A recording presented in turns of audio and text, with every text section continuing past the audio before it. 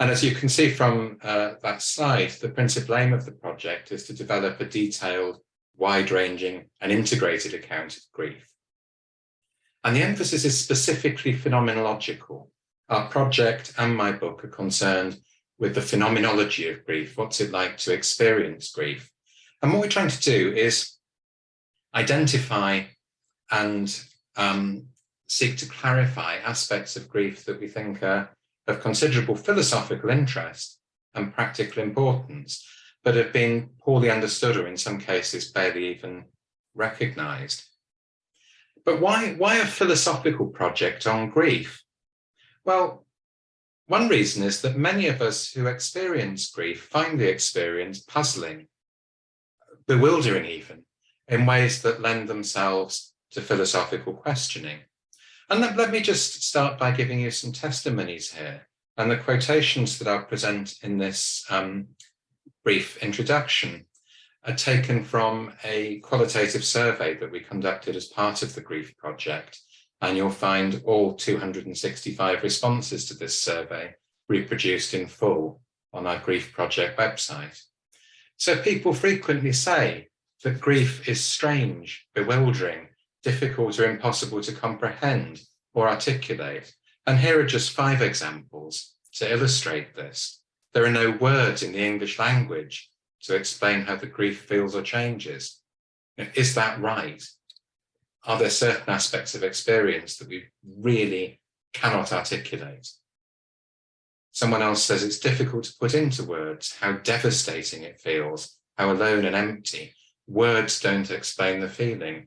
You're torn apart totally. What is it to be torn apart? Someone else, the intensity of loss is so hard to describe. I'm not sure that I can begin to do it justice. I find everything about grief difficult to put into words. All of it is baffling. But why grief worlds? Why talk about the world of grief?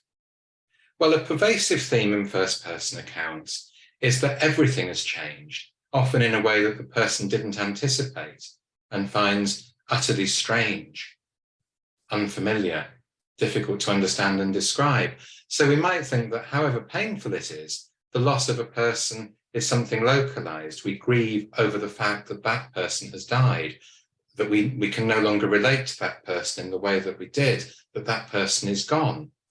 And yet those who grieve consistently say that everything's different. The whole world looks different. One relates to the world in a different way. Everything seems strange, unfamiliar, distant. For example, these people write, I feel as though I no longer belong to the world. Everything continues to happen as before. People carry on enjoying themselves and so forth. But I'm looking through a window at them like some urchin from a Dickens novel. The surrounding world gets on with life where mine stops, implodes, falls apart. What is it for a world to implode or fall apart? You're in a grief bubble looking out at normality. Lots of people use that term, a bubble. Everything feels different looking at it from the perspective of being on my own, somehow wrong that everything keeps going while my own world has fallen apart. But why then are the effects of bereavement so pervasive? Why does bereavement affect every aspect of one's life or one's world?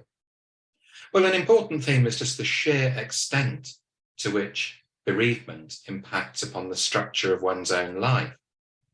And indeed, it's also important to recognize that bereavements and their effects are highly diverse. They impact on our lives in a range of different ways. But many experiences of bereavement involve a profound upheaval, a radical change in the whole structure of one's life, one's habits, projects, expectations, relationships, vocations. For example, these people write, it's impacted every aspect of my life, socially, financially, emotionally, physically, practically. Everything's changed, new norms created. The world has shifted on its axis. I feel like a stranger in the current world, feeling my way. My previous world disappeared because the person I did everything and nothing with was no longer there. A complete and total impact. Every aspect of your life is changed. Everything I knew about the world is foreign now. It's like a different place, totally shattered my whole life. A foundational piece of the universe was missing. But again, even if we acknowledge the extent to which one's life can be affected by a bereavement, why the world? Why not talk about one's life, one's own experience?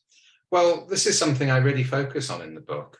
And what I do is draw on themes in the phenomenological tradition of philosophy to make, I suppose, what in essence is a fairly simple point, which is that things matter to us in a range of ways. At the moment, this screen, this camera appears significant insofar as I'm giving a talk, and I know that somewhere there are 59 participants at the other end of this. The glass of water next to me appears significant insofar as I might drink from it, and so on. And it's not that things first present themselves as a neutral, objective manifold, and only afterwards do I project significance upon them. Rather, things appear immediately to us as mattering in various interconnected ways, and how they matter reflects the habitual structure of our life. So the structure of one's life is reflected in what one takes for granted as the surrounding world. And what I suggest is that certain emotional experiences, in particular temporally extended emotional experiences such as grief, involve recognizing events to be significant, to matter, in ways that undermine the very experiential world within which those events are encountered. So there's a kind of tension at the heart of these emotional experiences. The rug is pulled out from under our feet. But it's not something that happens instantaneously. The practical meanings adhering to our surroundings don't change immediately. It's not as if the person dies and all the significances of one's surroundings suddenly switch off. Rather, that world endures, and it can remain at odds with our explicit acceptance of something. And what I suggest is that, amongst other things, grief is a process that involves grasping over time how one's world has to change. And this process involves all sorts of tensions between what is now the case and what one continues to experience.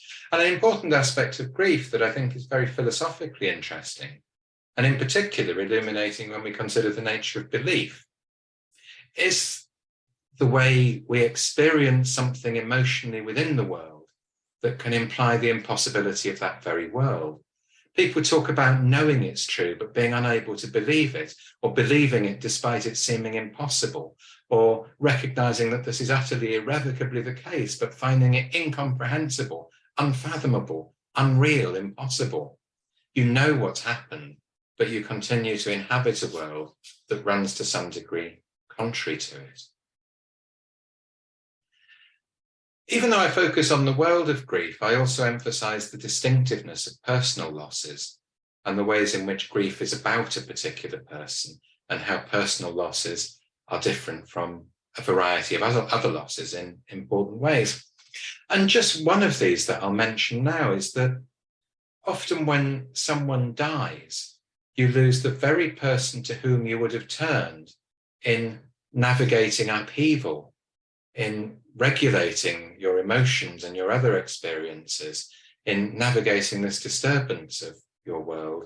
And this is the case often with the death of a partner. So I found this testimony particularly evocative. As this person writes, you lose everything when your husband dies. Your best friend, your lover, your confidant, your guiding hand, your listening ear, your present, your future, your way of living, your financial standard of living. You become mum and dad to your kids. You lose companionship, you lose shared history, you lose someone to help with chores, someone to fix things, do the DIY, you lose joy, you lose hope, you lose a purpose to your life. And this makes clear to me another important theme, which is the course of grief and how grief is experienced depend to a considerable extent on how one continues to relate to other people, including the living and the dead. How one's interpersonal relationships and interactions scaffold and structure the grieving process and the interpretations that flow into it. So That brings me to the end, really, of this very brief introduction to the world of grief and some of the other themes that I discuss in the book.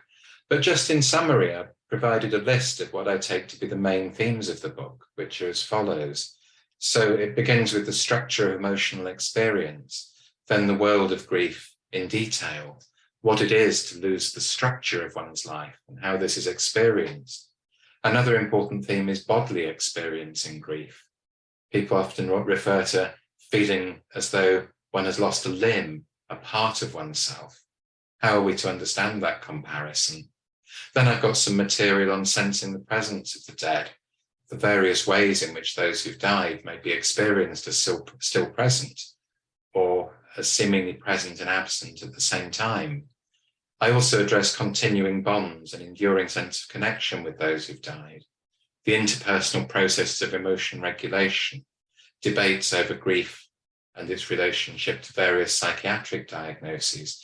And then I conclude with some reflections on the philosophical significance of grief. And throughout this text, the philosopher who has pride of place is Maurice Merleau-Ponty, and the conclusion of the book tries to draw a comparison between his approach to phenomenology and the experience of grief.